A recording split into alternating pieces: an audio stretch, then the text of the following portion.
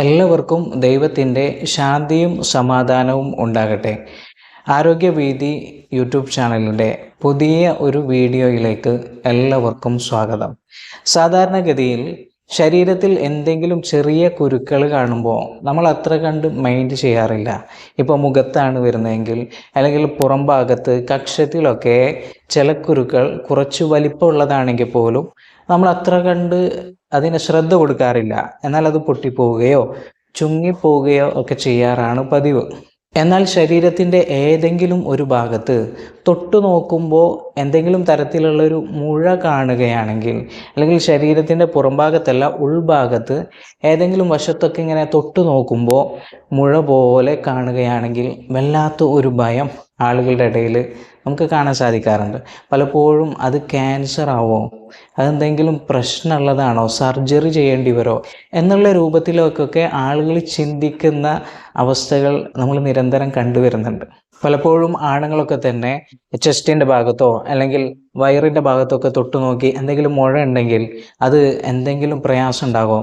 ഇപ്പോൾ സ്ത്രീകളാണെങ്കിൽ ബ്രസ്റ്റിൻ്റെ ഏരിയയിലൊക്കെ എന്തെങ്കിലും മുഴകൾ ഇങ്ങനെ തൊട്ടു നോക്കുമ്പോൾ തോന്നുകയാണെങ്കിൽ അതെന്തെങ്കിലും വലിയ അസുഖമാകുമോ, ക്യാൻസർ ആയിരിക്കുമോ, പിന്നെ കീമോതെറാപ്പി ചെയ്യേണ്ടി വരുമോ, സർജറി ചെയ്യേണ്ടി വരുമോ എന്നുള്ള രൂപത്തിലേക്കൊക്കെ ചിന്തകളായി പോകുന്നത് നമ്മൾ കാണുന്നുണ്ട്.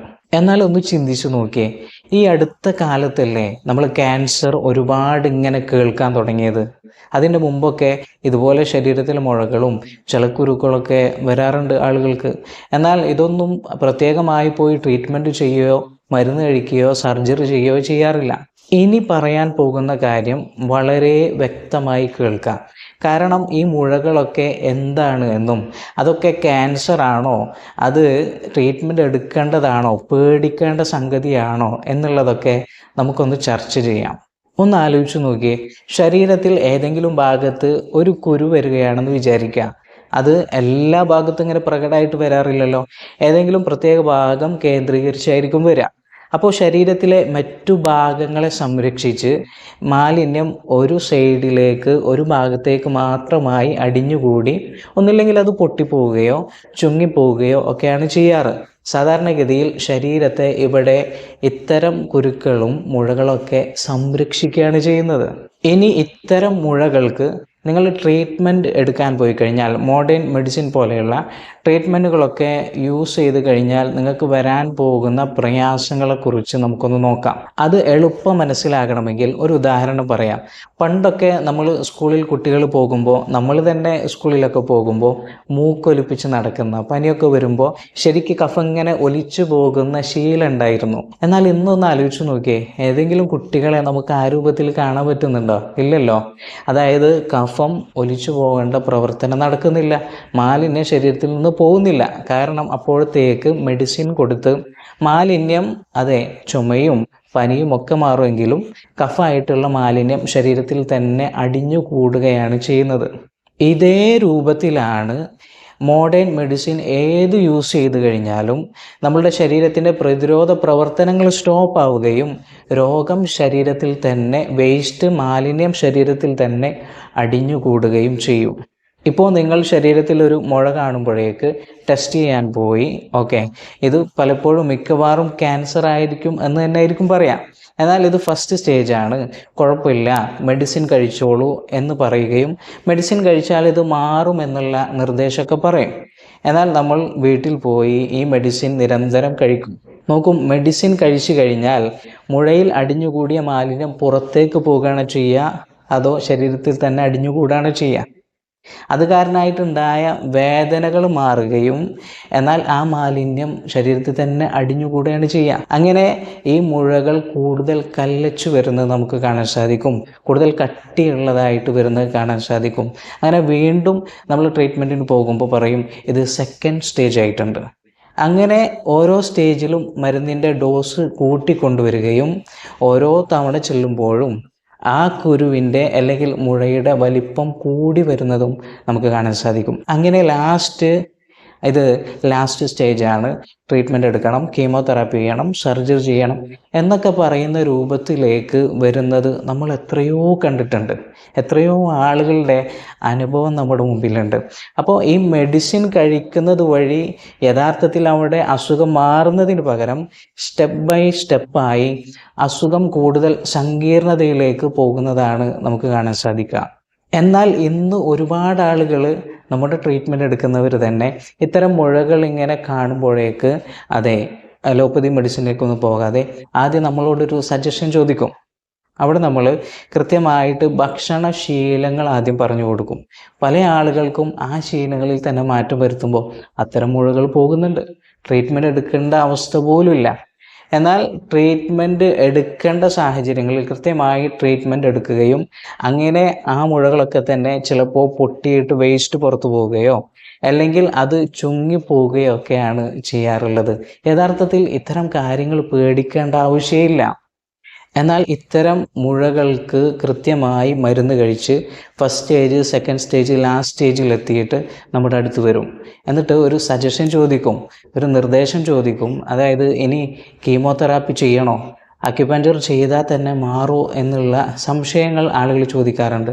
നമ്മൾ വളരെ കൃത്യമായിട്ട് പറയും, നിങ്ങളിപ്പോൾ അനുഭവിക്കുന്ന വേദന ഉണ്ടല്ലോ, അത് വളരെ ചെറിയ വേദനയാണെന്ന് നിങ്ങൾക്ക് കീമോതെറാപ്പി നിങ്ങൾ ചെയ്യാൻ പോവുകയാണെങ്കിൽ ചെയ്ത് കഴിഞ്ഞാൽ നിങ്ങൾക്ക് മനസ്സിലാവും. ഇപ്പോൾ നിങ്ങൾക്ക് സുഖമായി ഉറങ്ങാൻ പറ്റുന്നുണ്ട്, സുഖമായി ഭക്ഷണം കഴിക്കാൻ പറ്റുന്നുണ്ട്, വേദന പോലും സഹിക്കാൻ പറ്റുന്നതാണ്.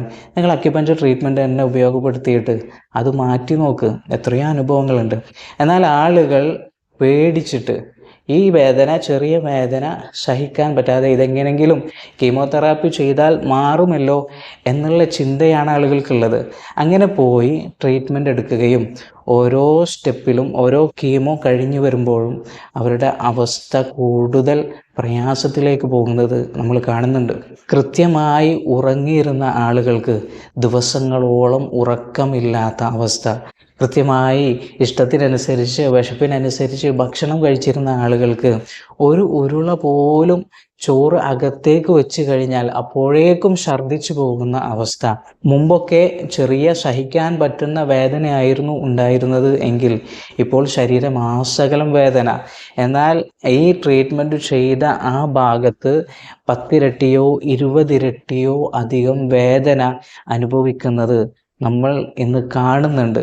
അങ്ങനെ ഇത്തരം ട്രീറ്റ്മെൻറ്റിലേക്കൊക്കെ പോയി കീമോതെറാപ്പിയൊക്കെ കഴിഞ്ഞ് അതിൻ്റെ ഒരു ലാസ്റ്റ് സ്റ്റേജിലേക്ക് എത്തുമ്പോൾ അവർ കൃത്യമായി അവർ വന്ന ആ ട്രീറ്റ്മെൻറ്റ് ലെവലുകളൊക്കെ ഇങ്ങനെ പരിശോധിച്ച് കഴിയുമ്പോൾ അവർ നമ്മളോട് പറയാറുണ്ട്, മുമ്പൊക്കെ വേദന സഹിക്കാൻ പറ്റുമായിരുന്നു, ഇഷ്ടമുള്ള ഭക്ഷണം കഴിക്കാൻ സാധിച്ചിരുന്നു, ഇന്നതിനൊന്നും പറ്റുന്നില്ല, ഒന്ന് ഉറങ്ങാൻ പോലും പറ്റുന്നില്ല, നിങ്ങൾ പറഞ്ഞത് അന്ന് കേട്ടാൽ മതിയായിരുന്നു, അക്യുപഞ്ചർ ട്രീറ്റ്മെൻറ്റ് ഉപയോഗപ്പെടുത്തിയാൽ മതിയായിരുന്നു എന്ന് ഒരുപാട് ആളുകൾ പറയുന്നത് നമ്മൾ കേട്ടിട്ടുണ്ട്.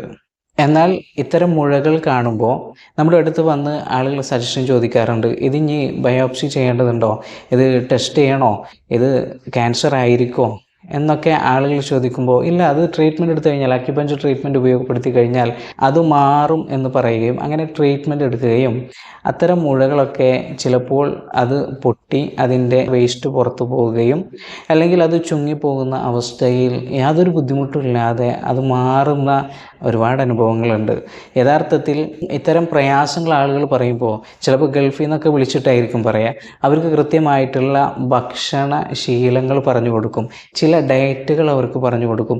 അത് ചെയ്യുമ്പോൾ തന്നെ അക്യുപഞ്ചർ ട്രീറ്റ്മെൻറ്റ് ഉപയോഗപ്പെടുത്താതെ തന്നെ അത്തരം ശീലങ്ങൾ കൊണ്ടുവരുമ്പോൾ 4G പോലെയുള്ള പിന്നെ ഫ്രൂട്ട്സ് ഫാസ്റ്റ് പോലെയുള്ള ശീലങ്ങൾ അവരുടെ ജീവിതത്തിൽ കൊണ്ടുവരുമ്പോൾ തന്നെ അത്തരം മുഴകൾ, വലിയ കുരുക്കളൊക്കെ താനെ ചുങ്ങിപ്പോകുന്നത്, അതിൽ നിന്ന് വേസ്റ്റ് പുറത്തു പോകുന്ന അനുഭവങ്ങൾ നമുക്ക് ഒരുപാട് കാണാൻ സാധിക്കുന്നുണ്ട്. അപ്പോൾ ഇത്തരം മുഴകളെ സംബന്ധിച്ച് ആശങ്കപ്പെടേണ്ട ഒരു ആവശ്യവുമില്ല. ഇതൊക്കെ ശരീരത്തിൻ്റെ പ്രതിരോധ പ്രവർത്തനമാണെന്ന് മനസ്സിലാക്കാം. ശരീരത്തെ സംരക്ഷിക്കാൻ വേണ്ടിയിട്ടാണ് ഇത്തരം മുഴകൾ വരുന്നതെന്ന് മനസ്സിലാക്കുക. ഒരു ഭാഗത്തെ കേന്ദ്രീകരിച്ച് ആ ഭാഗത്തേക്ക് മാലിന്യങ്ങൾ നീക്കി ശരീരം പുറംതള്ളുന്ന അത്തരം നല്ല ഒരു പ്രവർത്തനമാണ് അത് എന്ന് തിരിച്ചറിഞ്ഞ് വളരെ സിമ്പിളായി യാതൊരു പേടിയും പേടിക്കാതെ അക്യുപഞ്ചർ ട്രീറ്റ്മെൻറ്റ് ഉപയോഗപ്പെടുത്തിയിട്ട് അതിനെ മാറ്റുന്ന ഒരു അവസ്ഥയിലേക്ക് ആളുകൾ എത്തണം എന്നാണ് നമ്മുടെ ആഗ്രഹം. അങ്ങനെ യാതൊരു ഭയവുമില്ലാതെ ശരീരത്തെക്കുറിച്ച് കൃത്യമായി മനസ്സിലാക്കുന്ന, ശരീരത്തിനോ സമൂഹത്തിനോ യാതൊരു തരത്തിലും ദോഷം ചെയ്യാത്ത ഇത്തരം ചികിത്സകൾ ആളുകൾ സ്വീകരിക്കണം. അങ്ങനെ സമാധാനത്തോടുകൂടി, ആരോഗ്യത്തോടുകൂടി, പ്രതിരോധ ശേഷിയോടുകൂടി, സന്തോഷത്തോടുകൂടി ജീവിക്കാനുള്ള സൗഭാഗ്യം എല്ലാവർക്കും ഉണ്ടാകട്ടെ എന്ന് ആത്മാർത്ഥമായി പ്രാർത്ഥിക്കുന്നു. Thank you.